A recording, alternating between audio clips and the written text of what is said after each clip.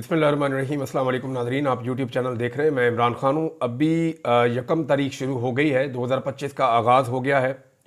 हुकूमत के पास वक्त बहुत कम रह गया है। जो बाइडन इंतज़ामिया के जाने में 3 हफ्ते से भी कम टाइम बाकी है। जब अमेरिका में नई इंतज़ामिया आएगी तो हुकूमत के पास मगरबी ममालिक की जानिब से जो एक सपोर्ट थी कि आप पाकिस्तान में कुचल कर रख दें सियासी पार्टी को, आप पाकिस्तान के अंदर जुल्म और बर्बरियत करें, आपको ज़्यादा पूछा नहीं जाएगा, तो वो सपोर्ट अब ख़त्म हो जाएगी और मुमकिन है कि उसके ऊपर बाद पूछकछ भी हो जाए। और ये भी हो सकता है कि इस मामले के ऊपर एक इंक्वायरी हो जाए, जिसकी आजकल खबरें आ रही हैं कि मुमकिन तौर पे एक इंक्वायरी हो सकती है आने वाले दिनों में और ये पता चल सकता है कि पाकिस्तान में रिजीम चेंज ऑपरेशन कैसे हुआ।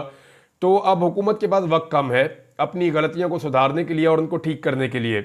मैं सहाफ़ियों की जो डिमांड्स हैं या उनके जो तज्ज़िये हैं उनसे बहुत चीज़ें सामने आ जाती हैं, क्योंकि मेरे सारे कुलीग हैं, मुझे आइडिया है कि किसके एस्टेब्लिशमेंट के साथ बहुत अच्छे ताल्लुकात हैं, वो वहाँ से खबरें लेता है, किसके ताल्लुकात जो हैं वो PMLN के साथ बहुत अच्छे हैं या हुकूमत के साथ, वो वहाँ से खबरें लेता है।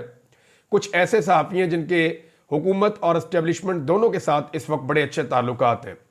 अगर आप थोड़ा सा गौर करें ना तो ये 3 तरह की कैटेगरीज हैं। इनमें सबसे पहले जो सहाफ़ी एस्टेब्लिशमेंट के करीब हैं या जिनका इन्हिसार एस्टेब्लिशमेंट के ऊपर है या जिनकी वीडियोस होगी या कोई और चीज़ें होगी एस्टेब्लिशमेंट के पास, वो बेचारे इमरान खान साहब को मुज़ाकरात के लिए बार बार आमादा करने की कोशिश कर रहे हैं।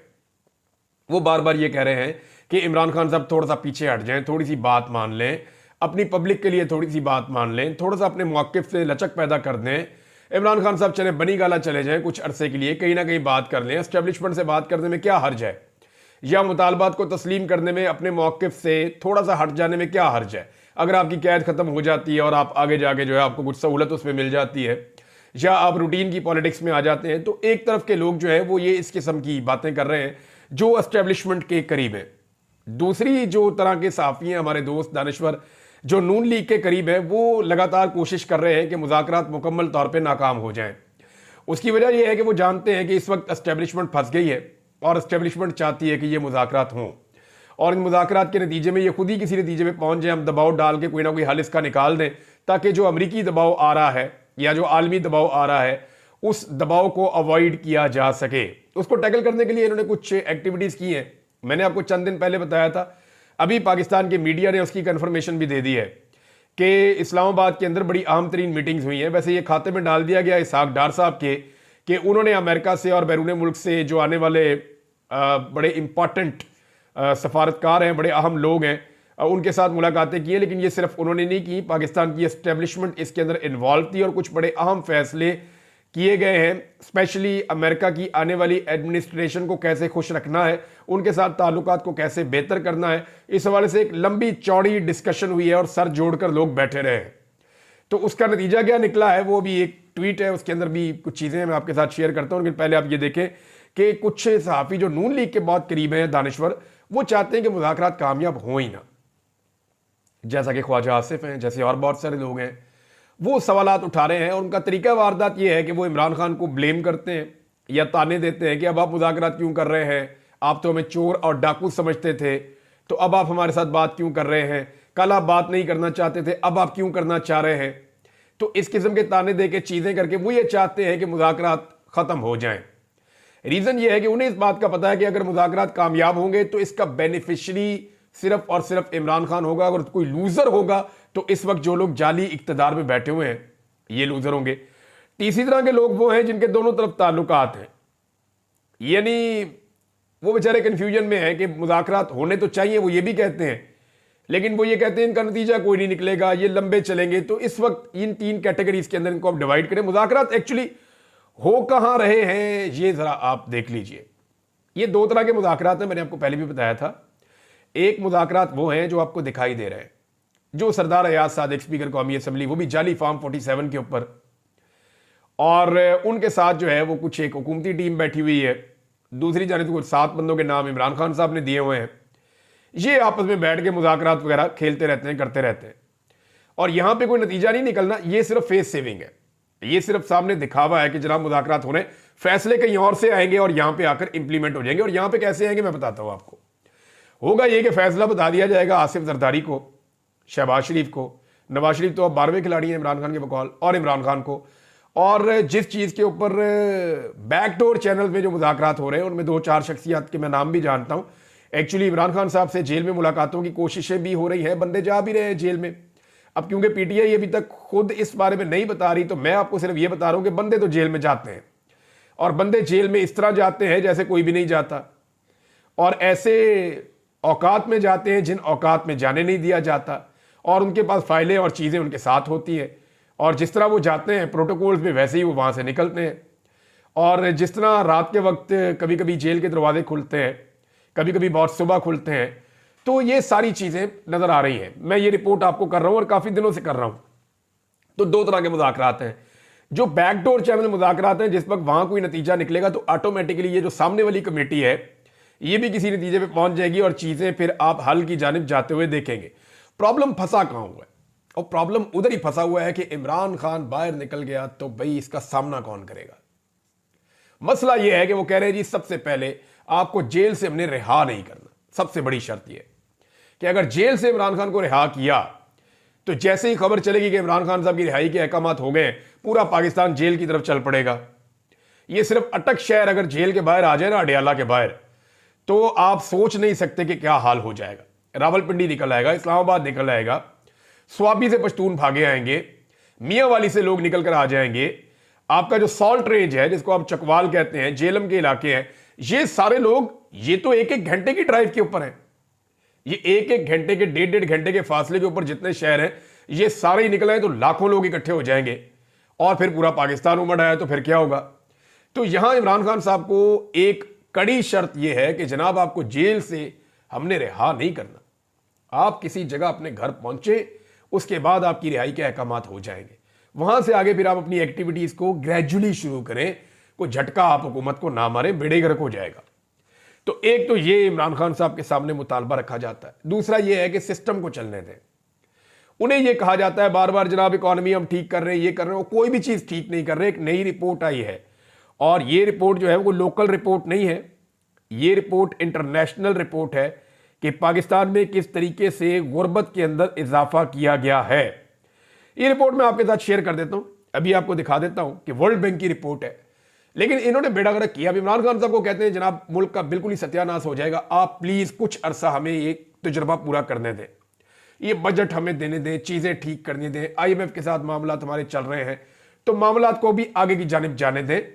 हमें कभी वो मांगते हैं 2 साल, कभी 1 साल मांगते हैं, 6 महीने की भी बीच में बात हुई, लेकिन इमरान खान साहब कहते हैं नॉर्मल तरीके से कानून के मुताबिक मुझे छोड़ दें, मैं यहां से जेल से रिहा हो जाऊंगा। लीडर की तरह इमरान खान साहब घर जाएंगे और वहां जाकर बैठ के वो फैसला करेंगे अपनी सारी पार्टी को बिठाकर कि जनाब अब आगे करना क्या है, किस तरीके से इस जाली मैंडेट वाली हुकूमत से जान छुड़ाकर पाकिस्तान में हकीकी अवामी हुकूमत बनाकर पाकिस्तान को वापस संभाला देने की कोशिश करनी है। तो जनाब ये है मामला। अब कई सहाफी ऐसे हैं जिन्होंने, ये बैकडोर चैनल जो मुज़ाकरात है मैं उनकी बात कर रहा था, अब कई हमारे दोस्त सहाफी ऐसे हैं जिन्होंने हुकूमत की बेइज्जती करना शुरू कर दी है, यानी इन्होंने बड़ा हुकूमत का साथ दिया, बड़ी कोशिश की। इनमें 2 तरह के लोग हैं।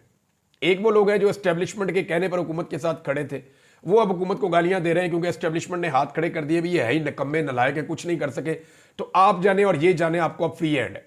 तो वो फ्री हैंड उनको मिल गया, वो अब दबा के बेइज्जती कर रहे हैं हुकूमत की कि सारा कुछ आपको करके दिया, पकी पकाई हांडी आपको दी, आपसे काम ही कुछ नहीं हुआ। दूसरी तरह के वो लोग हैं जिन्होंने नवाज शरीफ से एक उम्मीद बांध ली थी कि नवाज शरीफ इनकलाबी है, उन्हें लगा कि नवाज शरीफ एस्टेब्लिशमेंट को वापस बैरकों में बंद कर देगा, फौज का सियासत के अंदर से किरदार बिल्कुल खत्म कर देगा। लेकिन उनकी उम्मीदों के बरक्स नवाज शरीफ साहब लंदन से बहुत बड़े साइज का बुरुश बनवा कर लाए और शहबाज शरीफ और नवाज शरीफ ने मिलकर ऐसी पॉलिश शुरू की कि उनकी सारी उम्मीदें खत्म हो गई।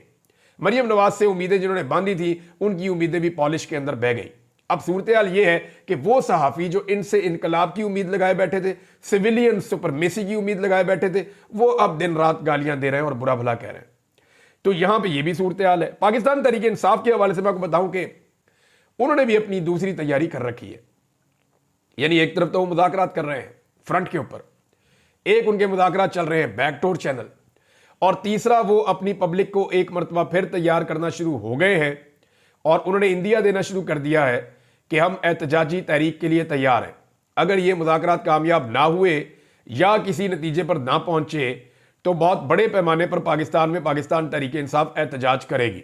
अब जो बाइडन के दौर में तो खुली छूट होती थी, अगर अब तहरीक इंसाफ निकलती है तो क्या उसी तरह पाकिस्तान की हुकूमत कंटेनर्स इकट्ठे करके खड़े कर सकती है? क्या उसी तरह कत्लेआम कर सकती है जैसे डी चौक में किया? क्या उसी तरह जो है वो ब्रूटल फोर्स को इस्तेमाल किया जा सकता है सिविलियंस के खिलाफ? क्योंकि अब तो बिलावल ने भी कहना शुरू कर दिया कि ये जुल्म और बर्बरियत है ना, कि बिलावल इसका हिस्सा है।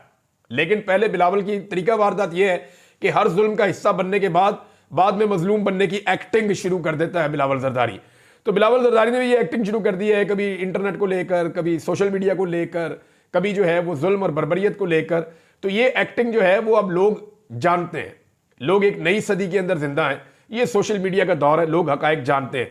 तो पाकिस्तान तहरीक इंसाफ ये जानती है कि आलमी प्रेशर की वजह से अब हमारे साथ उस तरह की सख्ती नहीं हो पाएगी। अगर ये मुज़ाकरात कामयाब नहीं हुए तो वो दोबारा एहतजाजी तहरीक के लिए तैयार है।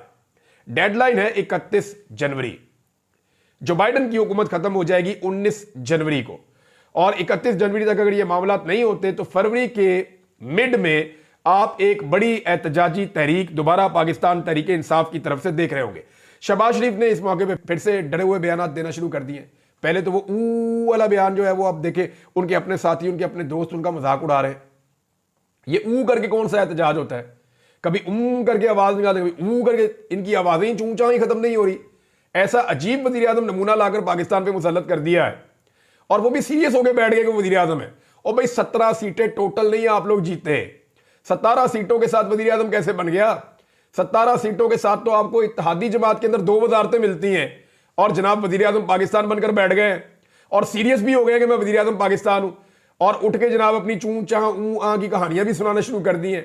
एक अजीब ज़हनी मरीज को लाकर मुसल्लत किया गया है ताकि उसको अच्छे तरीके से कंट्रोल किया जा सके। ये सिर्फ उसे कंट्रोल करना चाहते हैं। अब वो कह रहे हैं जी धरनों ने मुल्क का धड़न तख्ता किया, ये शहबाज शरीफ ने कहा। तो जनाब मैं एक चीज़ आपको बता दूं कि अभी पाकिस्तान तहरीक इंसाफ ने कोई धरना नहीं दिया। यहां पे जो आखिरी धरना हुआ, एक तो अभी मजलिस वहादतुल मुस्लिमीन के जुल्म के खिलाफ धरने जारी है, और अच्छी बात यह है कि कुरम एजेंसी के अंदर फरीकैन के अंदर मुआहिदा हो गया है। 45 लोगों ने उस पर दस्तखत कर दिए हैं, कुछ उसूलों के ऊपर इत्तफाक हो गया है, और उम्मीद की जा रही है कि अब रास्ते भी खुल जाएंगे, हालात नॉर्मलाइज हो जाएंगे। तो ये एक बहुत बड़ी कामयाबी है। इसके ऊपर फैसल अमीन खान ने एक बड़ा डिटेल किस्म का ट्वीट किया है, और उस खुशखबरी को उन्होंने बताया कि जनाब ज़्यादातर चीज़ें जो हैं वो हल हो गई हैं, और इसमें सूबाई हुकूमत ने बड़ा रोल प्ले किया है। और साथ ही उन्होंने कहा कि मुबारकबाद पेश करते हैं कि ये हालात मज़ीद ख़राब होने से बच गए हैं। लेकिन इसके बावजूद मैं इसको एक नालायकी कहूँगा हुकूमतों की, चाहे वो सूबाई है चाहे वफाकी हुकूमत है, कि ये मामला बहुत पहले हल होना चाहिए था। लेकिन बहुत बड़े कत्लेआम के बाद, बहुत बड़े साने के बाद बिल आखिर फरीकैन ने दस्तखत कर दिए हैं। तो धरने तो TLP ने दिए हैं और उसको हुकूमत ने फैसिलिटेट किया है, जमात इस्लामी ने दिया, हुकूमत ने फैसिलिटेट किया, इमरान खान के दौर पे फजल रहमान ने दिया, आप लोगों ने खुद भी धरने दिए। इमरान खान ने तो 2014 में धरना दिया था, तो आज 2024 है, तो 10 साल के बाद आप उसके बहाने नहीं बना सकते। तो शहबाज शरीफ साहब को पहले से ही नजर आ रहा है कि आने वाले दिनों में उनके साथ होने क्या जा रहा है। सूरत हाल नाज़रीन इनकी ये हो गई है कि पहले जब पाकिस्तान में धांधली होती थी ना, तो लोग उसको जस्टिफाई करते थे, नहीं जी नहीं इतनी धांधली नहीं हुई, झूठ बोलते हैं ये। जैसे नवाज शरीफ का 2013 का दौर है, इमरान खान साहब कहते थे धांधली हुई है, हमें पंक्चर लगे हैं, हमारी सीटें चोरी की गई हैं, 2/3 अक्सरियत इनकी नहीं थी, अपोजिशन पार्टी मेरी थी, पीपल्स पार्टी की नहीं थी। तो उस वक्त वो कहते थे नहीं नहीं जी धांधली नहीं हुई है, झूठ बोलते हैं। आज आपको पता है इनके हालात क्या है? आज ये बजाय ये कहने के कि धांधली नहीं हुई, इनका दिफा ये है कि जनाब धांधली हुई है तो कौन सी पहली दफा हुई है। आप पोजीशन का अंदाजा करें कितनी कमजोर पोजीशन पे इस वक्त ये हुकूमत खड़ी हुई है कि ये अपने मुंह से ये एक दफा भी नहीं कह सकते कि पाकिस्तान में 8 फरवरी 2024 के इंतखाबात में धांधली नहीं हुई। ये कहने की बजाय ये कहते हैं जनाब ये कौन सी पहली दफा हुई है, पहले भी तो होती रही है। भाई पहले अगर धांधली होती थी ना 19-20 होती थी, इस दफा जो 19-120 हो गई है। बेड़ा ही गर्क कर दिया, 17 सीटों वाले को हुकूमत बनाकर दे दी, और जो 180 नशिस्तें पार्टी जीती हुई थी उसको लाकर महदूद कर दिया 100 सीटों से भी नीचे, और मखसूस नशिस्तें भी छीन ली। तो यह पाकिस्तान की तारीख में पहली मर्तबा इस बड़े पैमाने पर धांधली हुई, इससे पहले नहीं हुई है।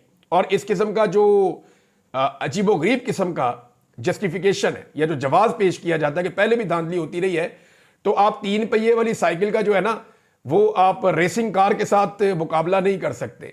हाँ ये होता था कि एस्टेब्लिशमेंट जो है जो हुकूमत बन रही होती थी अपना बोझ उसके पलड़े में डाल के उसकी मदद कर देती थी ताकि उनके ऊपर एहसान चढ़ जाए और एक वर्किंग रिलेशन बन जाए।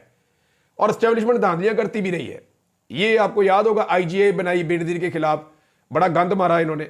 लेकिन ये जो अब किया है इससे बड़ा गंद पाकिस्तान की तारीख में हुआ नहीं है जो इलेक्शन के साथ इन लोगों ने कर दिया है।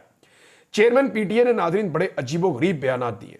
मैं वो बयान पढ़ने के बाद पहले ये सोचता रहा कि क्या इस आदमी ने ये बयान दिए भी हैं या झूठ है। यानी एक उन्होंने कहा कि आज पहली मरतबा पता चला कि इंटरनेट की बंदिश गलत होती है।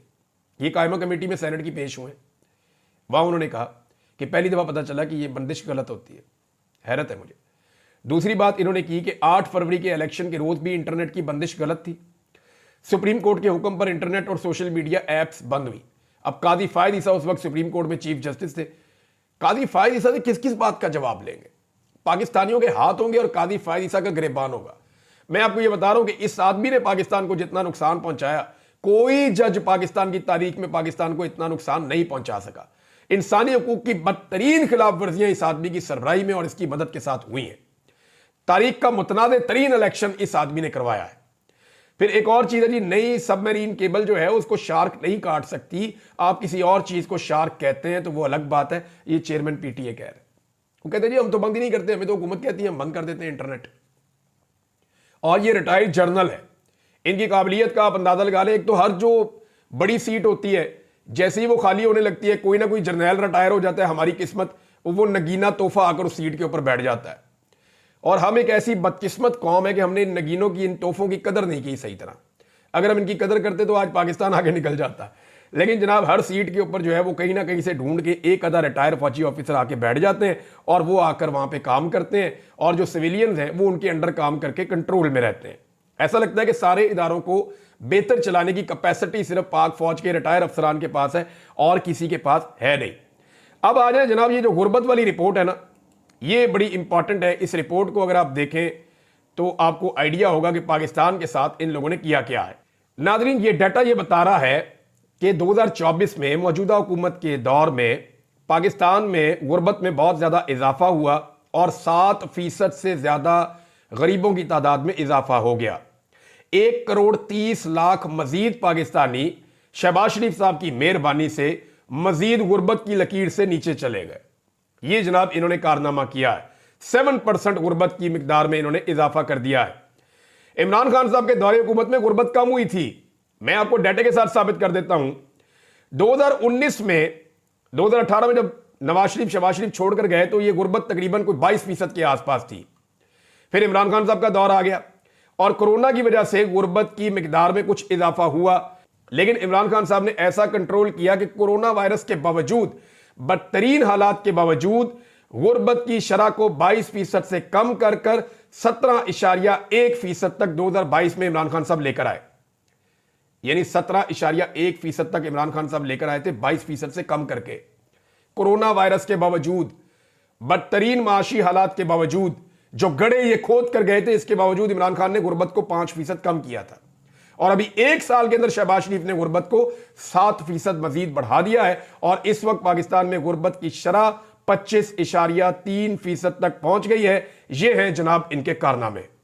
नाज़रीन, एक खबर मैं आपको जाते जाते दे दूं और वो खबर यह है कि 34 मिनट की आतिशबाजी का आलमी रिकॉर्ड तोड़ा है। गवर्नर सिंध कह रहा है हमने 40 मिनट की आतिशबाजी कर दी नए साल पे। इस शहर में पीने के लिए पानी नहीं है, इस शहर में निकासी आपका सिस्टम नहीं है, लोग बीमारियों से और गुर्बत से मर रहे हैं, इस शहर में रोजाना मोबाइल फोन छीने जाते हैं, लॉ एंड ऑर्डर के सीरियस तरीन इश्यूज हैं। यह दुनिया के उन शहरों के अंदर शामिल हो गया है जहां पे हालात इंसानों के रहने के लिए बदतरीन है। और उस शहर का गवर्नर कह रहा है, उस सूबे का, कि जनाब मैंने वर्ल्ड रिकॉर्ड बना दिया है, 34 मिनट से ज्यादा बढ़ा के 40 मिनट की आतिशबाजी की है मैंने। शौक इनके चेक करें आप।